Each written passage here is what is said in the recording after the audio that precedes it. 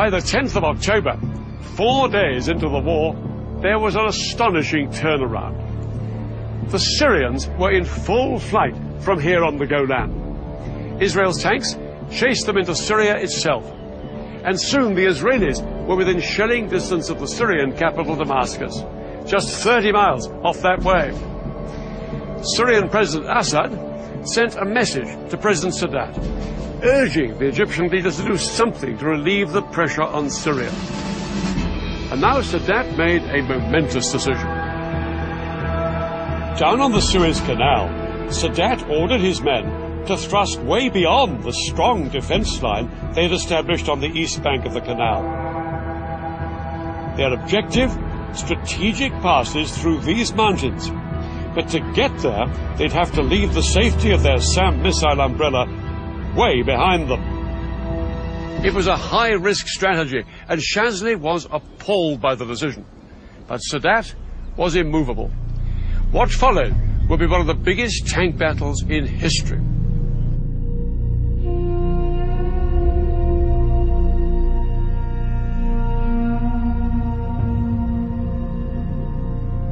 "25 miles east of the canal, Israeli tank commanders were well dug in on high ground in good defensive positions. Across the open desert, they could see the sand being kicked up by hundreds of advancing Egyptian tanks.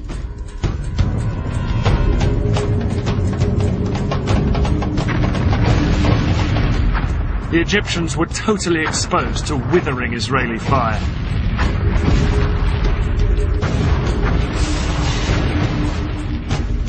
But over the following hours, the Egyptian tank brigades repeatedly tried to push further east into the Sinai.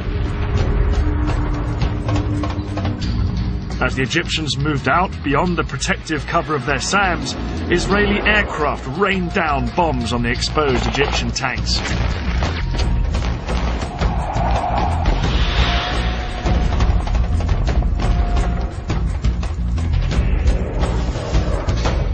The Israelis' skillful use of their tank guns meant that they pulverized the Egyptians exposed down on the open ground.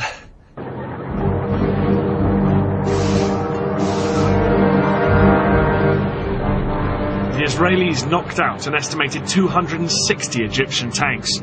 They lost only 20 of their own. Yeah, we fought hard. It was a successful tackle. And what made it possible was the fighting spirit of our soldiers. This battle was a turning point in the war. Now the war started to swing in Israel's favor. By October the 15th, the Americans had responded to Prime Minister Meir's request for resupplies. For days, American planes arrived in Israel with huge numbers of tanks, shells, and new planes. Israel was in a much stronger position.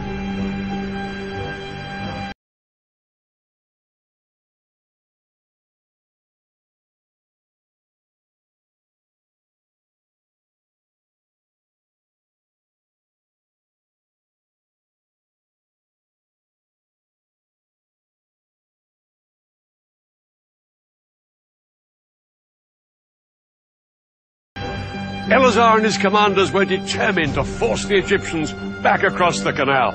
They now planned an exceedingly ambitious and risky operation, and a man who would play a key part in it was General Ariel Sharon. Sharon would later become Israel's prime minister, but in '73 he was one of the country's most dynamic generals and immensely charismatic. He just left the army that summer, but when war broke out, he was recalled. His detailed knowledge of the Sinai, where he'd fought during the Six-Day War, would prove invaluable in framing Israel's audacious new plan. The Egyptians on the east bank of the canal were split into two armies, one in the north and one in the south. 100,000 men and about 1,000 tanks, well dug in and well defended by minefields. They looked impregnable, but one of Sharon's patrols had discovered a narrow gap, just 1 mile wide, between the two armies at this spot, where the Suez Canal joined a large salt lake.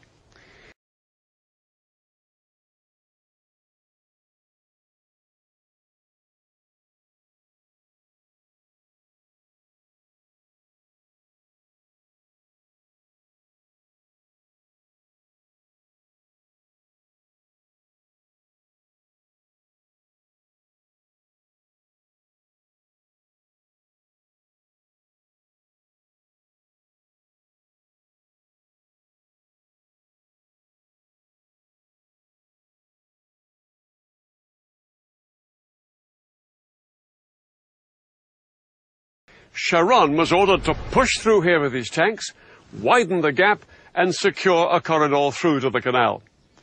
The Israelis would bridge the canal, and hundreds of tanks would then pour across it and fan out north and south to cut off the Egyptians from behind. The Egyptians' positions on the eastern canal bank would then be untenable. For the Israelis, the whole operation would be fraught with danger. The biggest threat was an Egyptian stronghold here, called Chinese Farm. It was just north of the planned Israeli corridor. Sharon had to neutralize the Egyptians at Chinese Farm if the Israeli plan was to succeed. But what the Israelis didn't know was just how big the Egyptian presence was at Chinese Farm. Large numbers of Egyptian tanks and infantry were gathered there. Unaware of how outnumbered they were, at dusk on October the 15th, the Israeli assault force moved in. The Egyptians were spread out like a horseshoe. They could shoot at us from three sides. It was a carpet of fire, the bullets were everywhere. I thought, from here, we are not going to get out alive. This is our death place.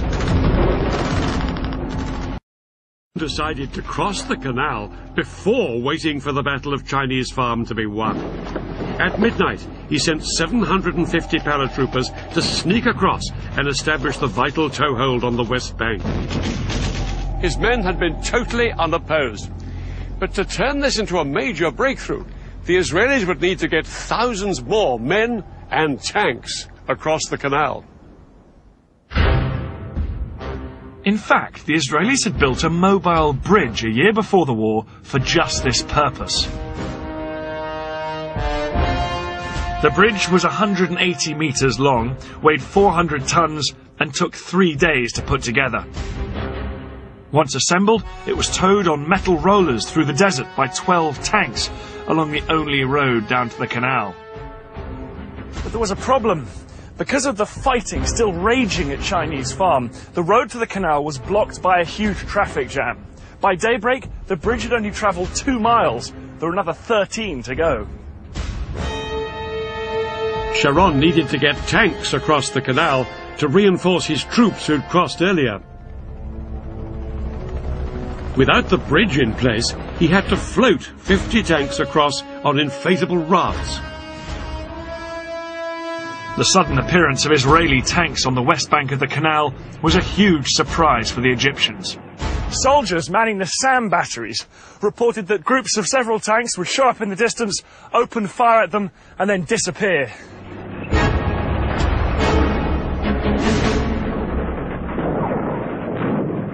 Later that day, on the evening of October the 16th, the Israeli Prime Minister Golda Meir triumphantly told the Israeli parliament their troops had crossed the canal into Africa. In reality, it would be another 2 days before the Israelis secured the corridor to the canal. It wasn't until October the 19th that the bridge was finally in place.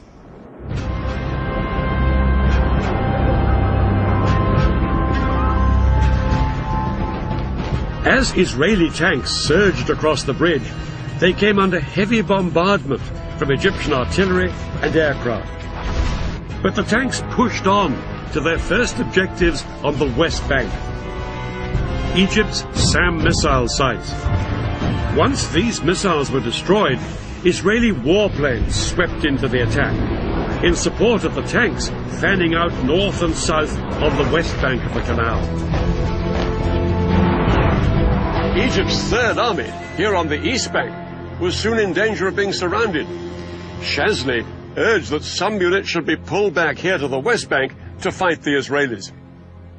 President Sadat replied abruptly, "No retreat." He believed that reducing forces on the east bank would risk losing everything they'd fought for. But Sadat was ready for a ceasefire.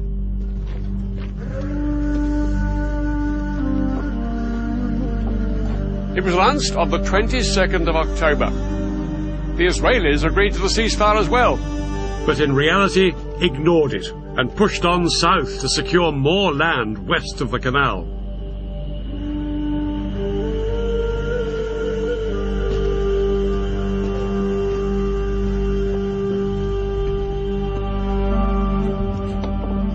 By October the 23rd, the Egyptian Third Army was surrounded.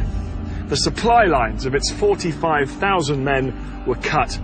With only 4 days of food and water left, it wouldn't be long before they were starved into submission.